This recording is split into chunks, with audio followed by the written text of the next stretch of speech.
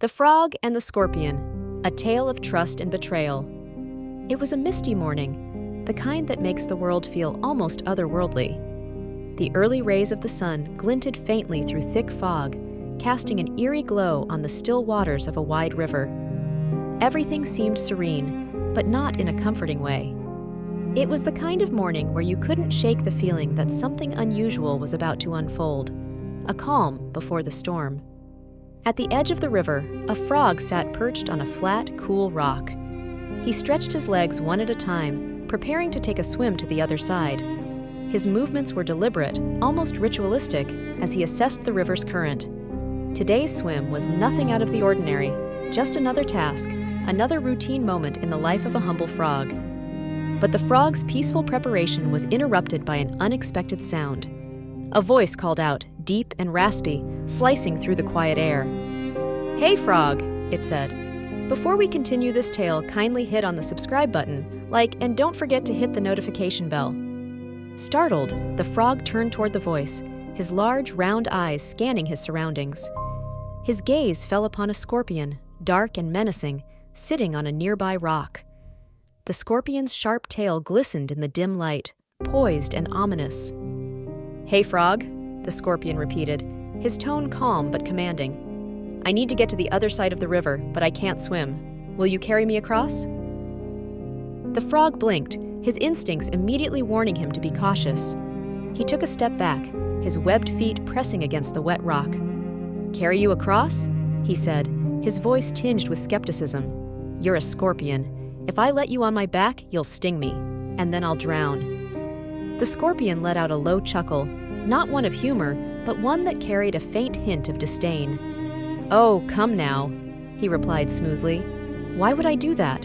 If I sting you, we'll both drown. Think about it. It wouldn't make any sense for me to harm you, would it?" The frog hesitated.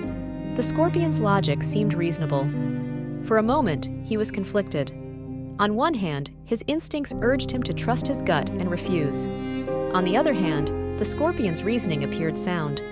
If the scorpion depended on him for survival, surely he wouldn't jeopardize his own life. "You promise you won't sting me?" the frog asked, his voice cautious. "Of course," said the scorpion with a reassuring nod. "Trust me." Against his better judgment, the frog decided to help. He didn't fully trust the scorpion, but a small voice in the back of his mind told him not to let fear dictate his actions. Deciding to be kind, he gestured to his back. "Fine, climb on." The scorpion carefully climbed onto the frog's back, his claws clicking faintly against the frog's damp skin. The frog shivered slightly at the sensation, but steadied himself. With one powerful leap, he dove into the water, the ripples spreading in a perfect circle around them. The river was wide, its current slow but steady. At first, the frog swam cautiously, keeping his strokes consistent and measured. He could feel the scorpion's weight pressing on his back, but the scorpion sat still, his sharp tail lowered. The frog's muscles relaxed slightly. Perhaps the scorpion had meant what he said. Perhaps this journey would end without incident. Halfway across the river, the frog began to feel more at ease. The water was cool and calming, and the scorpion's presence seemed less threatening with each passing second. A small part of him wondered if he'd been wrong to judge the scorpion so harshly. For a moment, it seemed as though everything might be all right. But then, in the stillness of the journey, the frog felt it, a sharp, searing pain in his back. He gasped in shock, his limbs faltering as his body began to fail him. The scorpion had stung him. The venom coursed through the frog's veins like fire, paralyzing him in an instant. His heart pounded, his mind racing as he struggled to stay afloat. His body began to sink, pulled down not only by the weight of the scorpion, but by the crushing realization of betrayal. The frog's voice, weak and trembling, broke the silence. "Why?" he croaked. "Why would you do this? You promised. Now we'll both die." The scorpion, still perched on the sinking frog's back, looked down at him with an expression devoid of remorse. His answer was chilling in its simplicity. "Because it's my nature." The words hit the frog like another sting. There were no more questions, no more arguments. The frog's strength gave out entirely, and together they sank beneath the surface of the water, the ripples fading as quickly as they had appeared. The morning mist closed in around the river, swallowing all traces of the frog and the scorpion. Silence returned, a quiet so profound it was as if nothing had happened at all. The story of the frog and the scorpion is a timeless fable, deceptively simple, yet profoundly thought-provoking. At its core, this tale examines the conflict between nature and choice, trust and betrayal, kindness and instinct.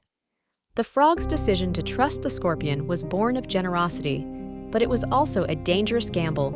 He ignored his instincts, choosing to believe in the scorpion's words over his own judgment. And the scorpion? He acted in accordance with his nature. His decision to sting the frog wasn't driven by malice or hatred, but by the very essence of who he was. To the scorpion, stinging was not a choice, but an inevitability. This fable asks us to consider the complexities of trust and the risks of extending it to those whose actions have proven untrustworthy. It reminds us that some beings, or people, cannot change who they are, even when their behavior leads to their own downfall. The tale of the frog and the scorpion resonates with audiences of all ages because its theme is universal. Think about the people you encounter in life. How many times have you ignored your instincts, choosing to trust someone despite the warning signs? At the same time, the story encourages self-reflection. Are there parts of your own nature that hold you back? Are there tendencies or behaviors you find difficult to outrun, even when they lead to consequences you'd rather avoid? The scorpion's tragedy is not just that he doomed the frog, it's that he doomed himself as well. Understanding one's nature and acting against destructive tendencies is a challenge, but it's a critical step toward growth. As the mist lifts and the riverbank fades from view, the story lingers in our minds. The frog's mistake and the scorpion's betrayal echo in the quiet, leaving us with questions to ponder. Can trust ever truly be safe? Is it possible for someone to overcome their nature? And most importantly, will we learn from the frog's example, or will we too give the scorpion a ride?